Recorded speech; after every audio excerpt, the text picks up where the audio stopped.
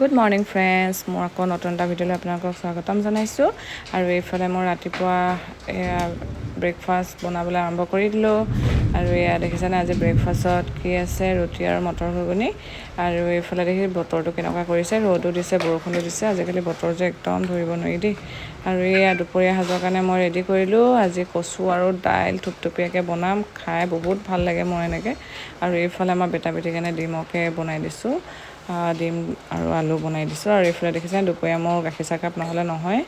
আৰু এতিয়া ওলালোঁ মই বেটামানক ভেকচিন দিমগৈ বুলি, আৰু বেটীমানকো লৈ লৈছোঁ লগতে।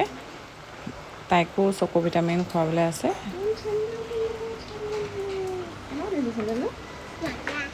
তাকে বেটামানক ভেকচিন দিম বুলি নিলোঁ, ভেকচিনে দিয়া নহ'ল।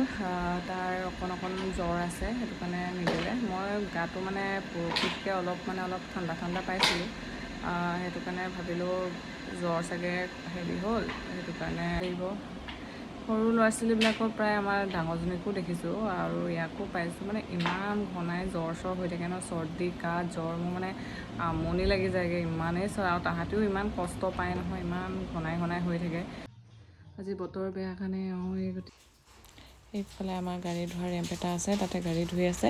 এইকেইদিন গাড়ীবোৰ খুব কমেই আহিছে, বতৰটো ইমান ঠিক নহয়, বৰষুণ দি আছে কাৰণে। আৰু এইফালে আমাৰ বেটা বেটীহঁতি ধুনীয়াকৈ খেলি আছে।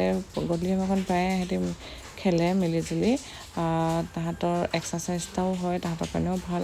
অকণমান খেলিবও লাগে, বেছিকৈ ভিতৰত সোমাই থাকিলেও তাহাঁতৰ মন চনবোৰ ভাল নালাগে, সেইকাৰণে অকণমান খেলিব দিব লাগে। কাৰণে ৰেডি কৰি আছোঁ।